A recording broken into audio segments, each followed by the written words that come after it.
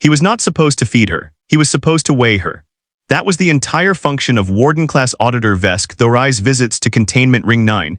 Confirm mass, confirm vitals, confirm compliance, log it, leave. The compact did not run detention on cruelty. It ran on paperwork.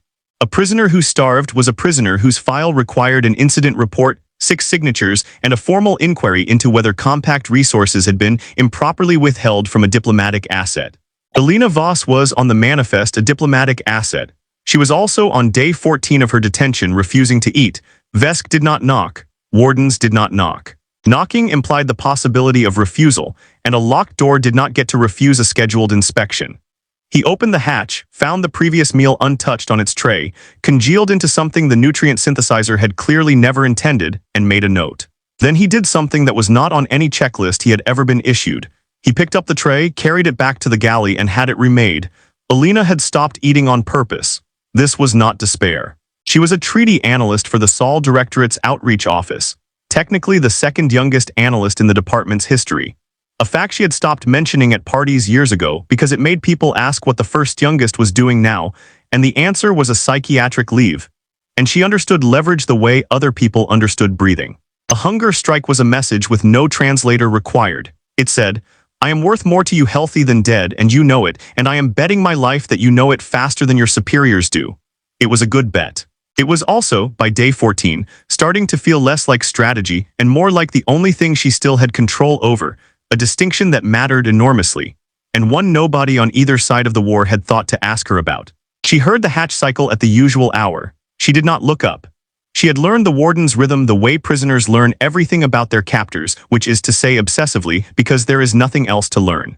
He entered, he weighed the untouched tray, he logged something into a wrist unit that clicked twice for a negative reading, and he left. 7 seconds most days. She had timed it. Today he did not leave in 7 seconds. He stood in the doorway for 4 extra ones, which she also counted, because counting was the only thing keeping her hands from shaking. She could hear the small mechanical adjustments of his breathing apparatus, the Ithir equivalent of a held breath, and she wondered distantly whether he was working out how to phrase a warning, or a threat, or the standard notice that force-feeding protocols were about to begin. She had rehearsed her answer to all 3. She had no answer prepared for silence. Then the hatch closed and he was gone, and she assumed that was that. Vessk was not built for improvisation. His species, the Ithir, had a neural architecture that compact physiologists described as protocol-native. Decisions arrived pre-weighted by procedure. The way a human's hand pulls back from a flame before the thought fully resolves. He had served 11 years in detention administration without once deviating from a written procedure, a fact his file listed as a commendation rather than a limitation.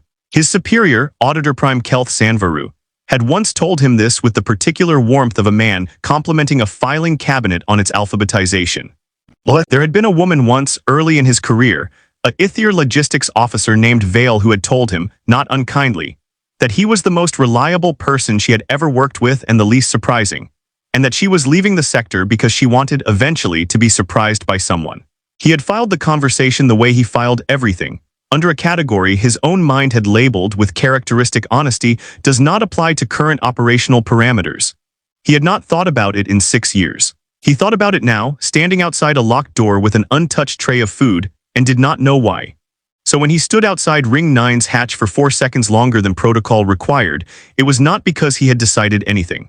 It was because a subroutine he did not have a name for had, for the first time in 11 years, failed to resolve. He went back to the galley. It was empty at that hour except for a maintenance drone recalibrating the nutrient vats, and he was grateful for that in a way he did not examine. He remade the tray himself, because delegating it would have required an explanation he did not have. He selected the protein blend the human medical intake form listed as least likely to trigger the species' documented lactose intolerance, because the form was sitting open on his console, and reading it was, technically, still within his duties. He cross-referenced her file against the ship's translated culinary archive, 300 years of intercepted human recipes, most of them useless, gathered by an intelligence division that had never once considered a use for them beyond linguistic pattern analysis, and found, buried in a decades-old transmission, a reference to something called comfort food. He did not fully understand the phrase. He selected accordingly anyway. He did not knock because wardens did not knock, and he was still, technically, a warden. He left it outside her door instead of inside her cell. This was not on any procedure either. Inside the cell was an inspection. Outside the door was, he did not have a word for what it was. He logged the delivery under supplementary compliance measure, which was not a real category, and walked away before he could think about why he had invented one. Elena found the tray 40 minutes later, when hunger finally won an argument dignity had been winning for 2 weeks. She almost didn't open the door. She had learned that anything unscheduled was a test, and tests on this ship were rarely kind. The tray held the same nutrient paste as always. But it was warm, actually warm, not ration warm, the specific warmth of something remade fresh instead of reheated, and beside it sat a small sealed pouch of something she didn't recognize, dark red, faintly sweet-smelling through the seal. She turned it over. There was a hand-inked character on it in Ithir script, and beneath that, in the blocky, uneven, compact standard English of a species that had learned the language from intercepted transmissions rather than instruction, 3 words. Low in salt. She sat down on the floor of her cell because her legs stopped working correctly, and she did not entirely understand why. It was such a small thing. The smallest thing anyone on this ship had given her in 14 days. And it was the first piece of information she'd received here that wasn't extracted, demanded, or weaponized. Someone had read her intake file closely enough to know she couldn't process high sodium loads without her blood pressure medication, which the compact had confiscated on day 1, and had solved that problem quietly without being asked, without taking credit, without even staying to watch her find it. She ate not because she'd lost the argument with herself about leverage, because whatever this was, refusing it felt like refusing something that hadn't been offered as a test at all. The pattern held for 6 days. The tray outside the door, always at the same hour, always slightly different, a different protein base. A different pouch. Once a small twist of something that turned out to be a compact confection roughly analogous to candied ginger, which she would later describe in her official debrief as objectively strange, and somehow the kindest thing anyone had done for me in that entire war. He never knocked, he never lingered past the 4 seconds that first day, and even that had clearly cost him something he didn't have spare. She started reconstructing him from evidence, the only tool detention had left her. The precision of the fold on the pouch seal told her he was someone who did small things carefully out of habit, not performance. The consistency of the delivery hour told her he had built his entire visit around a schedule he could have abandoned at any point and hadn't. The absence of his voice, 6 days running, told her the most in the end, that whatever he was doing, he had decided it needed to exist without an audience to be true. She had spent a career reading officials who wanted credit for their concessions before they'd finished making them. She had never once, in 11 years of treaty work, met one who was actively trying not to be caught being decent. On the 7th day she was waiting. She sat against the wall beside the door, close enough to hear the hatch cycle, and when it opened and the tray came down, she said quietly before he could straighten up and leave. Why? 1 word. No leverage in it. She had run out of strategy days ago. This was just a question. Vessk did not have a procedure for being asked why.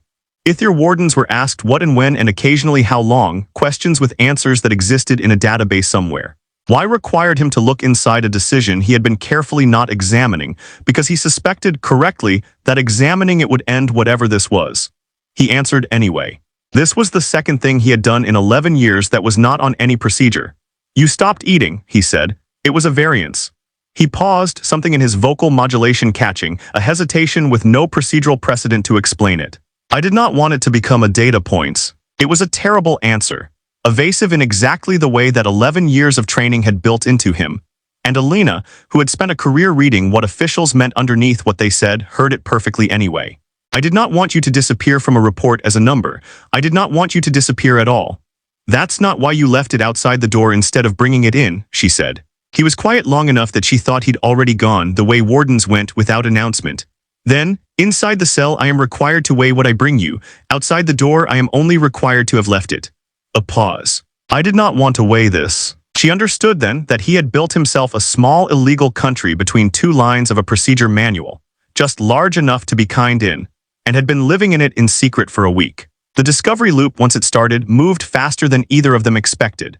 Elena began leaving things back, not food. She had nothing to give, but a page from the one book they'd allowed her, folded into a shape she remembered from a childhood she hadn't thought about in years, resting on the return tray where he'd see it.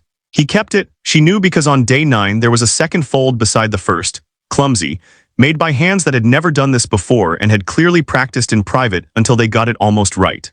Neither of them said what this was. Ithir protocol had no category for it, and Elena's training had no leverage calculation that accounted for it either. It existed entirely in the 6 inches of deck plating between a closed hatch and a stranger who had decided once, without being asked, that she was worth more than a compliance log. She noticed, on day 10, that the trays had started arriving 4 minutes earlier than the previous day and 4 minutes earlier than that the day before.